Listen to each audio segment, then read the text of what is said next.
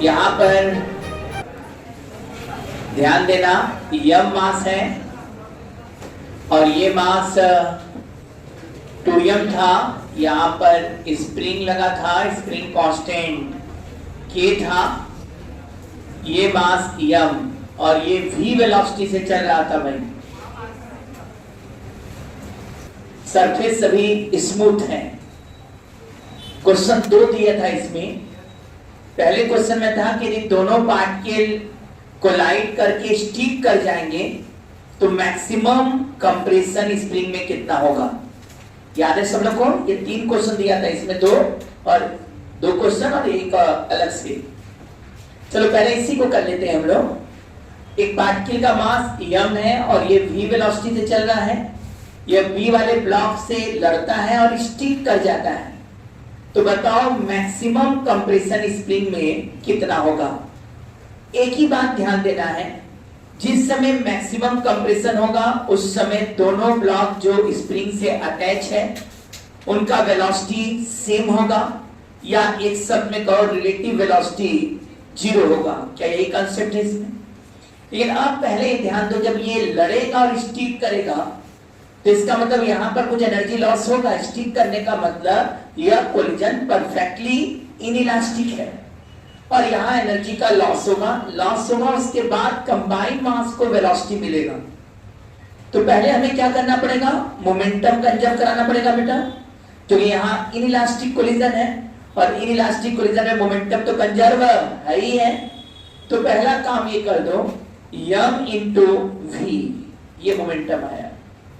लड़कर स्टिक कर गया, मास कितना हो जाएगा 3m इंटू v1। m से m cancel, v1 equal to क्या आ गया बेटा v बाई 3। इसका मतलब लड़के जब स्टिक कर जाएगा, मतलब इसका मास अब 3m हो चुका है और इसकी वेलोसिटी यहां से कितना हो गया बेटा v बाई 3। अब खेल इसका शुरू होगा जो इसको मिला। समझ में आया बात? क्या हुआ, लड़ा स्टिक किया तो सर पहले मोमेंटम कंजर्व करके इसकी वेलोसिटी निकाल लो। अब ये वेलोसिटी मिल गया, अब क्या होगा, पुरानी कहानी शुरू। इसकी वेलोसिटी घटेगी और इसकी वेलोसिटी बढ़ेगी, लेकिन जब तक पीछे वाले की वेलोसिटी ज्यादा रहेगा इसके कंपेयर में तब तक इसमें कंप्रेशन होता जाएगा। जब दोनों की वेलोसिटी बराबर हो गया उसके बाद इसकी तो वेलोसिटी बढ़ रही है, इसकी ज्यादा होते ही इससे तुरंत इनके बीच का कंप्रेशन कम होने लगेगा। मतलब मैक्सिमम कंप्रेशन कब हुआ, मैक्सिमम कंप्रेशन तब हुआ जब दोनों की वेलोसिटी सेम हो रहा है। तो जैसे ही बोला मैक्सिमम कंप्रेशन इन स्प्रिंग, हम समझ गए भाई दोनों अटैच जो ब्लॉक हैं उनका वेलोसिटी सेम होगा, तभी मैक्सिमम कंप्रेशन होगा। कल बात कर चुके भी थे लास्ट लेक्चर में। आप बताइए इस पर काम कर सकेंगे सब लोग? शुरू करें इसका मोमेंटम। यहां से क्या क्या करेंगे बेटा, 2 काम करेंगे। इन दोनों को सिस्टम बना लिया बी और सी का, तो मोमेंटम बी और सी का क्या रहेगा, कंजर्व रहेगा। कंजर्व करो, क्या है भाई, इसके पास 3m इंटू v बाई 3 है और इसके पास 0 है शुरू में, प्लस 0 खत्म करो इक्वल टू। अब दोनों क्या चलेंगे, किस समय का लेना है आपको वेलोसिटी, जिस समय दोनों साथ साथ चले। क्यों उस समय का लेना है, क्योंकि उस समय मैक्सिमम कंप्रेशन है और क्वेश्चन में मैक्सिमम कंप्रेशन पूछा है, तो पहले मैक्सिमम कंप्रेशन पे वेलोसिटी निकाल दिया जाए। और उसके लिए आप देख लोगे 3m इंटू v2 और m इंटू v2, मतलब दोनों मिलकर कितना हो जाएंगे भाई 4m इंटू v2, क्योंकि दोनों की वेलोसिटी सेम है। तो 3m into v2 plus m into v2 4m into v2। ये 3 कट गया, m कट गया। क्या v2 बराबर v बाई 4 आया कि नहीं? v2 equal to v by 4। बड़े आराम से हमको इसकी वेलोसिटी हो गया, इतना तो आ गया मेरे पास। अब निकालना है मैक्सिमम कंप्रेशन, तो या तो यहाँ मैकेनिकल एनर्जी कंजर्व करा दो और या तो वर्क एनर्जी थ्योरम, दोनों से करवाएं। वर्क एनर्जी थ्योरम में क्या करोगे, work equal to change in kinetic energy. जब ये दब रहा है तो वर्क करने वाला कौन है, केवल स्प्रिंग है। स्प्रिंग का वर्क डन कितना होगा भाई, नेचुरल लेंथ से x दबा रहे हो तो नेचुरल लेंथ से मतलब x1 0 और x2 x है। और बताए भी थे नेचुरल लेंथ से x दबाओगे तो वर्क डन बाय स्प्रिंग कितना होगा बेटा, work done by the spring बोला गया। Work done by the spring का मतलब है कि यदि नेचुरल लेंथ से X दबाओगे, ध्यान दो ना, जब तुम दबाते हो तो स्प्रिंग फोर्स किधर लगाता है? इधर। तो जब तुम दबा रहे हो तो स्प्रिंग के फोर्स के अपोजिट काम कर रहे हो। तो नेचुरल लेंथ से जब भी तुम दबाओगे तो वर्क निगेटिव ही आएगा, थ्योरी से भी देखो। और दूसरा बात है, तुम लोग न्यूमेरिकली भी देख रहे हो तो फॉर्मूला है हाफ के x1 square minus x2 square.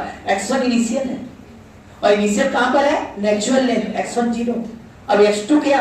तो हाफ के 0 माइनस एक्स स्क्वायर, तो minus half k x square आएगा। और ये दिमाग में होना चाहिए, रटा होना चाहिए।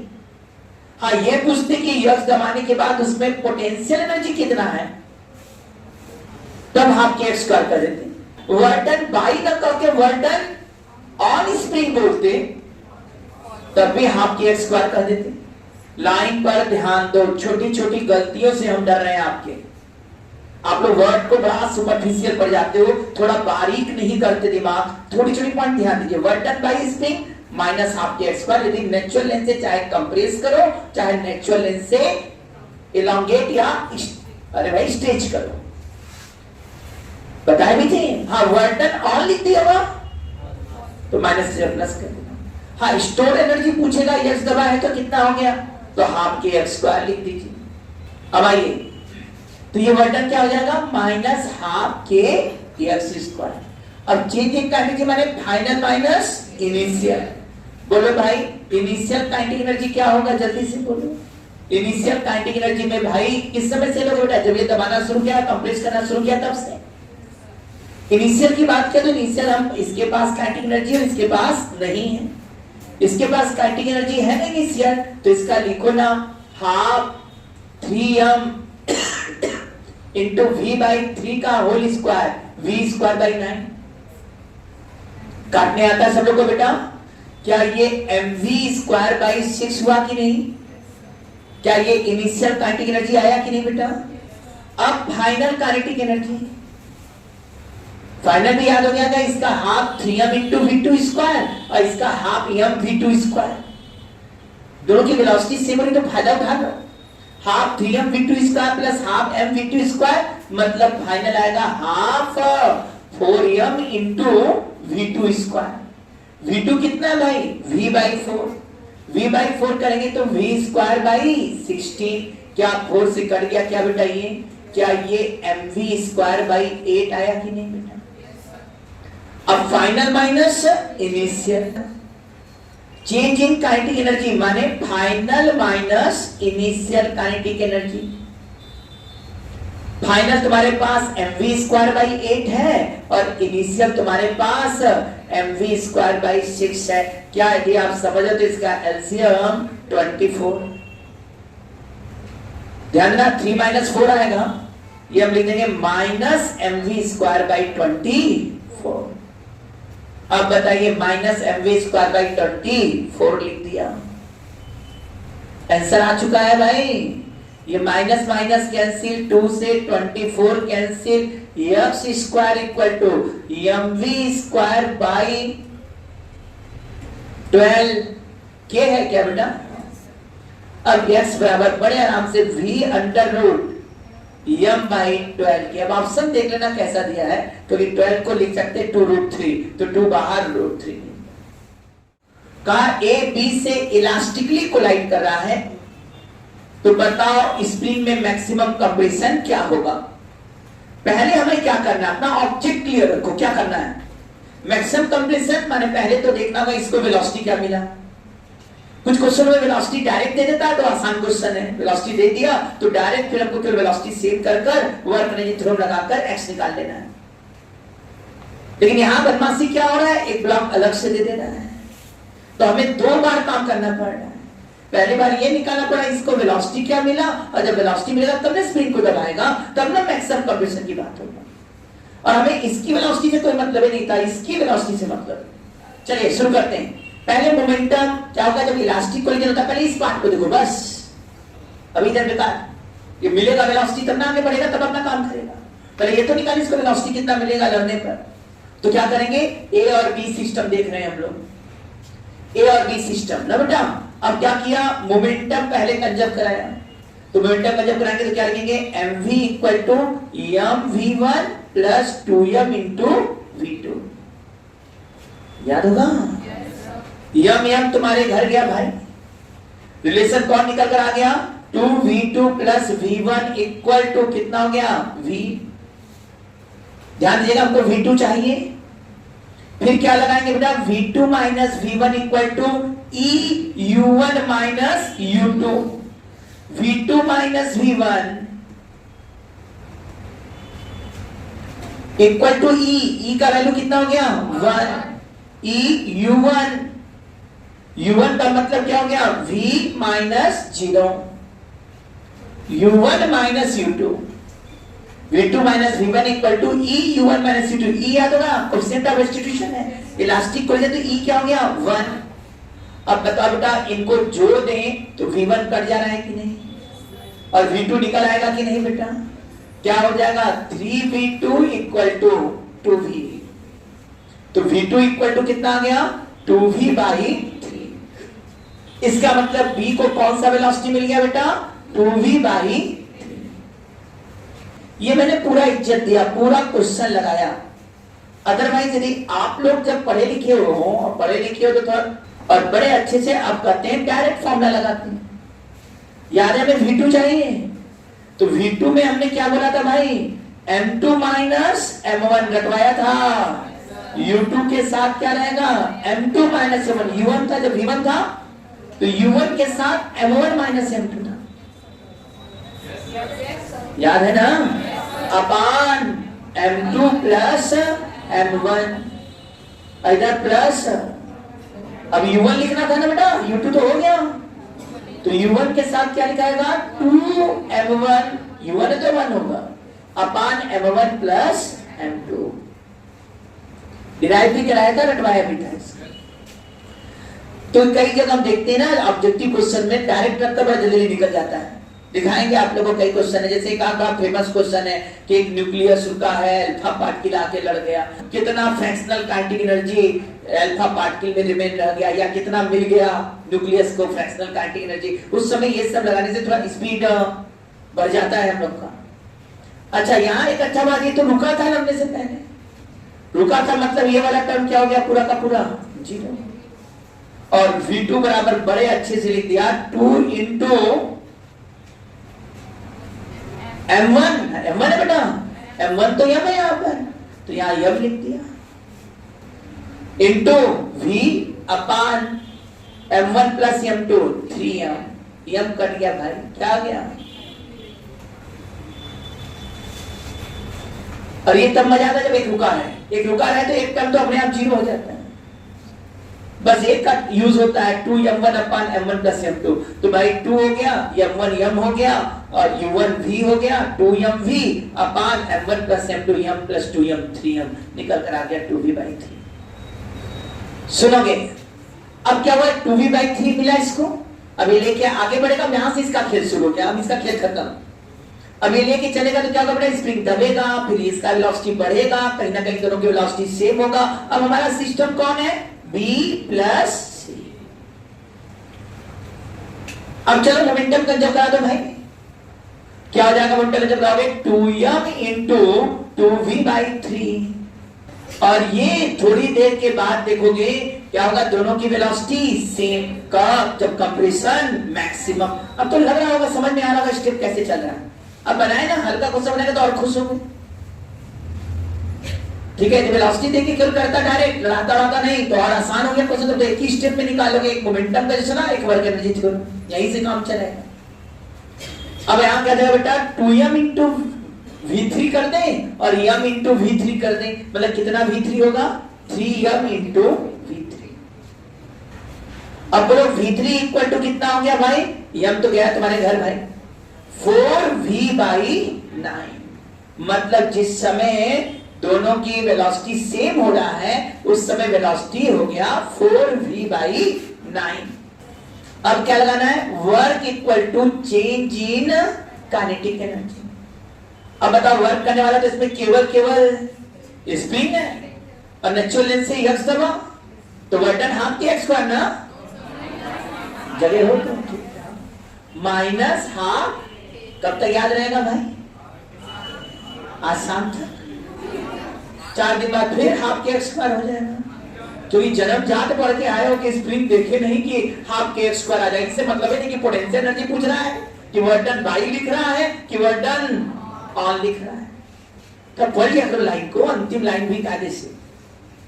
चले हाफ के एक्स, ये क्या हो जा रहा है भाई? छूट जा रहा है, देख लेना भाई। Minus half k x square equal to change in kinetic energy. क्या इनिशियल काइनेटिक एनर्जी और फाइनल काइनेटिक एनर्जी लिख सकते हो कि नहीं? कहां से लिखोगे? शुरुआत वाले से नहीं, यहां से खेल शुरू तो यहां से नहीं। सर इनिशियल तो ये, अरे कहते इनिशियल तो लड़के ले भी लिया, तो हमको तो मतलब है इसकी एनर्जी लेके बन रहा है। अब इनिशियल काइनेटिक एनर्जी इससे लेके शुरू करें बेटा, हाफ 2m इंटू 2v/3 का होल स्क्वायर। क्या ये 4v² 9 हुआ कि नहीं बेटा? अब 2 कैंसिल, इनिशियल काइनेटिक एनर्जी आ गया 4mv² 9। Any problem to any student? ये तो इसी के पास है, इसके पास तो 0 है इनिशियल। अब सिस्टम का फाइनल निकालो, फाइनल काइनेटिक एनर्जी यही सॉल्व कर लेते हैं। ध्यान देना, इसकी भी वेलोसिटी फाइनली जिस समय मैक्सिमम कंप्रेशन है v3 है और इसकी भी वेलोसिटी v3 है। तो half 2m into v3² plus half m into v3² जोड़ोगे तो डायरेक्ट मान सकते हो ना, half 3m into v3²। v3 भाई साहब कितना आए थे भाई? 4v/9। सर ये हो जाएगा 16v² 80।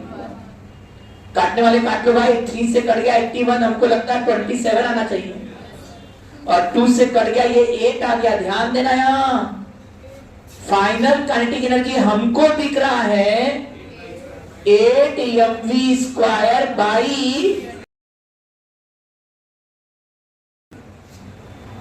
ये फाइनल है भाई। और इनिशियल क्या दिख रहा था? इनिशियल जनाब बताओ, इनिशियल हमें नहीं दिखाई दे रहा है। एकदम सही, 4mv² 9।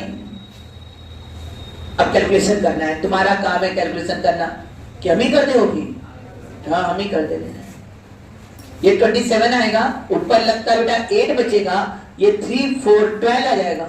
8 - 12 minus 4mv²। मेरा खेल कंप्लीट हो चुका है। और ये -1/2 के एक्स स्क्वायर है। दिमाग हो तो माइनस कर जाएगा, 2 यहां पहुंचकर 8 बना देगा।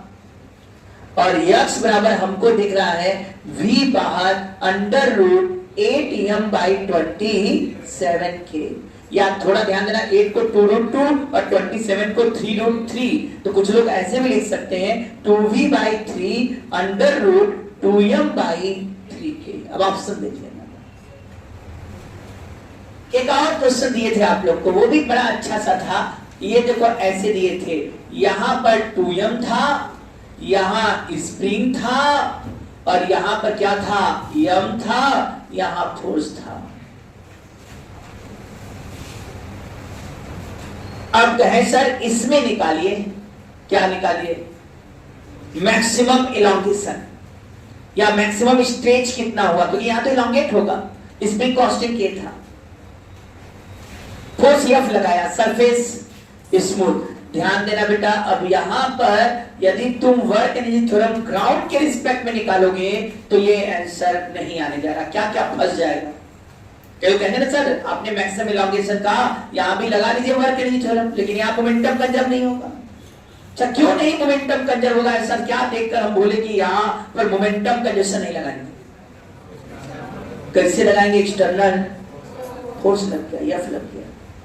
F लग गया तो यहां मोमेंटम तो कंजर्व है नहीं। पहला सर वर्क एनर्जी थ्योरम भी लगाएंगे तो बहुत सा वेरिएबल हो जाता है, क्योंकि आप भी समझ लो ये x1 चलेगा किसी स्ट्रेंथ पर तो ये क्या चलेगा? x2 ना समझे भाई। यदि ये x1 चलेगा गधे दास आगे तो ये क्या चलेगा? x2 चलेगा। और जो स्प्रिंग के अंदर खिंचाव है, इलॉन्गेशन है, वो एक्चुअल में x होगा जो x1 माइनस x2 के बराबर होगा। मैं इसलिए भाई मैं उस रास्ते पर भी चल जा रहा हूं जो समझ में जो लगता है ना, क्यों नहीं सर वर्क एनर्जी थ्योरम लगाते तो क्या हो जाता? तो दिखा दे ना क्यों नहीं लगा है। इस क्वेश्चन में क्या था बेटा? यदि हम वर्क एनर्जी थ्योरम लगाते तो क्या गलती हो जाता? क्या नहीं हो पाता? लगा क्यों नहीं सकते? लगा तो सब सकते हैं हर जगह, लेकिन फायदा रहेगा तब लगाएंगे। क्या क्या फंस रहा है, क्योंकि इसकी वेलोसिटी मान लीजिए ये तो सही है, जिस समय मैक्सिमम एक्सटेंशन होगा उस समय दोनों की वेलोसिटी सेम होगा। तो ये हम मान के चलते हैं, ये हाफ mv स्क्वायर लगा देंगे एकदम बढ़िया से, half mv square plus half 2m into v square, ये तो सही है। लेकिन सर यहां फंस रहे हैं, यहां जब f का वर्टर निकालेंगे तो f इंटू x1, क्योंकि ये इस पर लग रहा है और ये ब्लॉक कितना डिस्प्लेस किया x1, तो इसका वर्ड f इंटू x नहीं, f इंटू x1 होगा। और सर सुनो ना, अब क्या स्प्रिंग का वर्टर, स्प्रिंग का वर्टर ये x1 हो गया और यहां ये x1 हो गया, minus half k x square लेना पड़ेगा, क्योंकि स्प्रिंग को इससे नहीं मतलब कौन कितना खींचाया, स्प्रिंग को मतलब है नेट कंप्रेशन या इलॉन्गेशन या net elongation x1 minus x2 x के बराबर, मतलब x की जगह x1 माइनस x2 करना होगा। क्या अननोन ज्यादा नहीं होंगे, 1 2 और 3, तो वैल्यू निकालना संभव नहीं था, इसलिए यहां पर वर्क एनी थ्योरम को हम हटा रहे हैं। हाँ ये लग सकता था ग्राउंड के रिस्पेक्ट में नहीं, सेंटर ऑफ मास पर बैठ के लग सकता था, लेकिन अभी हम सेंटर ऑफ मास पर आए नहीं है, इसलिए हम उस कंसेप्ट पर नहीं जा रहे हैं। प्लस सेंटर ऑफ मास पर बैठकर हम वर्क एनी थ्योरम लगाकर इसको सॉल्व कर सकते थे। सुने क्या बोले हैं, लेकिन अभी हम लोग work any theorem centre mass पर बैठ के नहीं लगाएंगे, अभी हम लोग चल रहे हैं, इसको हटा रहे हैं और कह रहे हैं इसको हम लोग क्यों ना न्यूटन लॉ मोशन मतलब फोर्स के कांसेप्ट से सॉल्व कर जाएं, क्योंकि हमको ये भी पता है कि जिस समय मैक्सिमम एक्सटेंशन होगा उस समय स्प्रिंग, उस समय दोनों की वेलोसिटी क्या रहेगी सेम, उस समय कहा जाए तो रिलेटिव वेलोसिटी क्या हो गया बेटा 0, रिलेटिव वेलोसिटी 0, और रिलेटिव वेलोसिटी निकालना है तो हमको रिलेटिव एक्सेलरेशन पर ध्यान देना होगा और जरा इक्वेशन बनाया जाए एकदम आराम से। इतना बात इसलिए बोले ताकि बाद में कोई हमसे क्वेश्चन इधर उधर न करे, इसको तो हटाओ। तो यहाँ वर्क एनी थ्योरम लगाना हमारे लिए फायदा नहीं था ग्राउंड के रिस्पेक्ट में। हाँ ये फायदा हो सकता था सेंटर ऑफ मास के रिस्पेक्ट में, कई बुक में इसको सेंटर ऑफ मास के रिस्पेक्ट में वर्क एनी थ्योरम लगाकर सॉल्व किया होगा, लेकिन क्योंकि सेंटर ऑफ मास में क्या हो गया नॉन इनर्शियल फ्रेम, क्योंकि उसके पास एक्सेलरेशन होगा, तो सेंटर ऑफ मास का एक्सेलरेशन निकालना, उस पर बैठना, सीधे फोर्स लगाना, तब सॉल्व करना। चलो हम लोग सिंपल लगाते हैं, बताओ ये F इधर लगाना बेटा, जैसे ही F इधर लगेगा तो स्प्रिंग इस पर kx पीछे लगाएगा ना, क्या इक्वेशन हम ऐसे बनाएंगे ना F minus kx equal to m into a1, कोई problem, F minus kx equal to m into a1, जबकि इस पर देखोगे, इस वाले पर देखोगे, नहीं तुम लोग देख रहे हो अच्छे से, तो क्या लिखोगे kx equal to 2m into a2। अब हम बड़े अच्छे से a1 a2 देख लिए, क्या a1 a2 देख लिए तो रिलेटिव एक्सेलरेशन निकाल सकते हैं क्या? कहोगे सर क्यों आप रिलेटिव सोच रहे हैं, इसलिए रिलेटिव सोच रहे हैं तो क्या हम रिलेटिव वेलोसिटी देखने जा रहे हैं, क्योंकि एक्सेलरेशन से हम रिलेटिव वेलोसिटी या वेलोसिटी निकाल सकते हैं। इंडिविजुअल वेलोसिटी की बात मत कीजिए, रिलेटिव वेलोसिटी की बात कीजिए। कारण है कि जो ये x है ना वो रिलेटिव डिस्प्लेसमेंट है, क्योंकि x equal to x1 minus x2 है, ये x1 डिस्प्लेस किया, ये x2 डिस्प्लेस किया, इसका डिस्प्लेसमेंट इसके रिस्पेक्ट में पूछा जाए तो x1 माइनस x2 है। तो जब x रिलेटिव दे रहा है डिस्प्लेसमेंट है ना बेटा, क्वेश्चन में हम लोग के फॉर्मूले में आ रहा है, तो इसका मतलब रिलेटिव एक्सेलरेशन और रिलेटिव वेलोसिटी में जाना है। और ये भी हमको पता है कि इनिशियल रिलेटिव वेलोसिटी का क्या है 0 और फाइनल रिलेटिव वेलोसिटी भी क्या होगा 0, क्योंकि जब दोनों की वेलोसिटी सेम हो जाएगा तो फाइनल भी 0। तो मजेदार है इस क्वेश्चन में डाटा छिपा हुआ है जो तुमको दिखाई नहीं दे रहा है।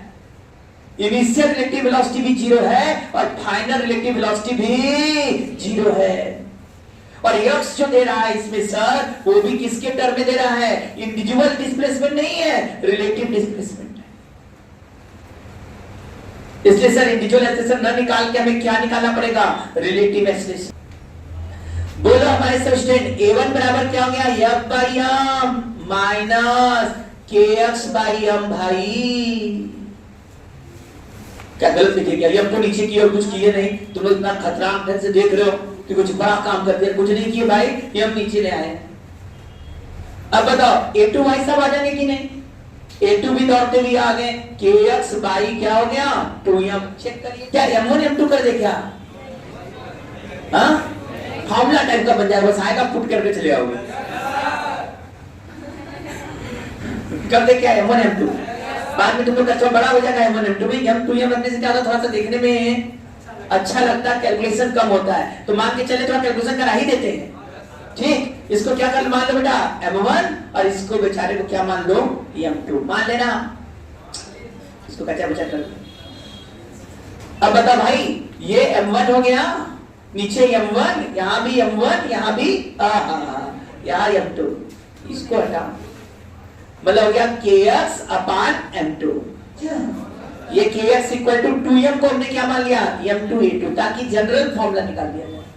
अब रिलेटिव एक्सलेशन कैसे आ जाएगा बेटा, यही करते हैं, ऐसे सीधे बढ़ते हैं, a1 माइनस a2, ये क्या है रिलेटिव एक्सलेशन। कितना आ जाएगा भाई relative acceleration, f by m1 आराम कर रहा है, कौन आराम किया, और ये कितना है भाई यहां पर minus kx by m1, sir minus minus e2 है, माइनस kx बाई m2। ध्यान से देखना सब लोग, थोड़ा कैलकुलेशन ज्यादा होगा भाई। क्या हमारे स्टूडेंट ऐसा लिख सकते हैं क्या, a रिलेटिव इक्वल टू, जरा ध्यान से देखिए, f बाई m1 आराम कर रहा है, माइनस kx बाहर आ गया है, और ब्रैकेट में 1 by m1 plus 1 by m2 है। Any problem to any student. अब ar हो गया ना बेटा, और a किसके फंक्शन में है, x के फंक्शन में, और x क्या है रिलेटिव डिस्प्लेसमेंट, ar क्या है रिलेटिव एक्सलेशन। याद है जब एक्सलेशन x के फंक्शन में होता है तो a बराबर dv बाई dt नहीं लगाते हैं, a बराबर, याद आ रहा है क्या, v dv बाई dx। याद है एक्सलेशन को दो टर्म से निकालते हैं, वेलोसिटी के टर्म में, सॉरी टाइम के टर्म में होता है तो dv बाई dt, और जब x के टर्म में रहता है तो क्या लिखते हैं v dv बाई dx। तो यहां पर एक्सलेशन लिखा जाएगा v relative dvr by dx, और यहां करोगे f by m1 minus kx, नीचे थोड़ा सॉल्व भी कर लो बेटा ना, अच्छे से सॉल्व कर लो, नीचे आएगा m1 प्लस m2, थोड़ा सा कचर पचर हो रहा है भाई, m2 प्लस m1, इससे कंफ्यूज मत होना। यहाँ पर क्या आएगा बेटा, a रिलेटिव है ना, a रिलेटिव इक्वल टू क्या था v r dvr by dx हम लिखे हैं भाई, कुछ नहीं किए हैं, और इधर क्या कर दिए बेटा f by m1 minus kx, solve कर रहे थे कुछ कर नहीं रहे थे, तुम हल्ला कर दिए, m1 प्लस m2 अपान m1 m2, क्या ये आएगा कि नहीं देख लो। अब x निकालना है, रिलेटिव वेलोसिटी निकालना है, तो क्यों ना इस dx को उठाकर यहां ले आइए, और इधर भी इंटीग्रेशन और इधर भी इंटीग्रेशन, पूरा dx ले आना भाई, ब्रैकेट के अंदर लगा दो इसको। तुम कहां जा रहे हो, अब देखो यहां पर काम मेरे पास जगह हो गया है, ये dx भाई साहब इधर चले गए हैं। अब ये vr dvr था जरूर, लेकिन लिमिट देखो 0 से 0 होने वाला है। चल लिमिट 0 से 0 होगा तो जरा तुम लोग को समझ में नहीं आ रहा है क्या, ये 0 से 0 हो रहा है, तो vr का इंटीग्रेशन करोगे भी तो vr स्क्वायर बाई 2 आएगा, और 0 माइनस 0 करेंगे तो 0, ये होते हुए भी ना होने के, ये 0 गया तुम्हारे घर, ये आया कि नहीं यहां तक। अब यहां दिखा f by m1 dx, f by m1 dx जल्दी से लिखोगे तो f by m1 into x minus k x square by 2, ध्यान दे देना kx square by 2 kx dx, ये तो कांस्टेंट टर्म है, और यहां क्या आ जाएगा बेटा m1 प्लस m2, देखो भाई m1 प्लस m2 अपान m1 m2, चेक कर लीजिएगा आप लोग। अच्छा ये इक्वल टू 0 है, यदि थोड़ा सा सॉल्व करने वाले आप लोग हैं तो देखिएगा यहाँ एक काम कर सकते हैं हम लोग अच्छे से, वो ये इसको हटा दो और यहाँ पर बराबर लगा दो। अरे उधर लेके माइनस को प्लस हो जाएगा और एक यक्स से एक यक्स क्या हो गया, कैंसिल। और हमको लग रहा है कि M1 भी तुम्हारे घर गया भाई, और यह बराबर क्या आने जा रहा है यहाँ पर, नहीं यक्स बराबर यक्स चाहिए ना, यक्स इक्वल टू आ गया 2f m2 अपान m1 plus m2k। Bus route कुछ नहीं है, यक्स कर गया है, यह आ गया 2f by k m2 upon m1 plus m2। इतना आ गया कि नहीं, 2f m2 अब लग सकते हो वैल्यू, m2 का वैल्यू रखते हैं, m1 प्लस m2 का वैल्यू रखते हैं, आंसर निकल कर आ गया। जानबूझ के हम इस टर्म में लिखे हैं, कई लोग लिखते हैं ना 2f बाई k और ब्रैकेट में m2 अपान m1 प्लस m2। देखो मजा तब आएगा जब दोनों मास सेम हो जाए, दोनों मास सेम होगा तो नीचे भी 2m1 हो जाएगा और ऊपर भी 2m1 कट जाएगा और आंसर होगा f बाई k। जब मास सेम होगा तो आंसर केवल f बाई k। और ऐसे आ रहा है 2f m2 देखिए हो गया 2m2f upon m1 plus m2 by k। m2 ये वाला है, पीछे वाला मास, फोर्स इस पर लगा रहे हैं तो मास ऊपर पीछे वाला है। हो गया। अब देखिए एक बार क्वेश्चन जिसमें क्या आया था, बता रहे हैं मास सेम था। जब मास सेम होगा तो आंसर केवल है f बाई k। उस समय जो सर m1 m2 इतना कचर पचर कर रहे हैं इसीलिए कैलकुलेशन बढ़ गया। यदि मास सेम होता तो ये कैलकुलेशन छोटा हो जाता। इसलिए जहां क्वेश्चन आया था वहां मास क्या था, सेम था, हमने अलग अलग दिया था ताकि तो आप प्रैक्टिस हो जाए। तो यदि मास सेम कर दोगे तो उधर भी क्या आ जाएगा, देखो जरा equation f minus kx equal to m1 और kx बराबर m a2, तो a1 बराबर सीधे सीधे हो जाता है f minus kx by m और a2 बराबर जाता है kx बाई m। तो जोड़ते हैं तो अपने आप a1 माइनस a2 आ जाएगा f बाई k माइनस करके देखना भाई किए थे कि नहीं सब लोग, minus kx by m minus kx by m minus 2 kx by m। तो सॉल्व करके छोटा में आ जाएगा।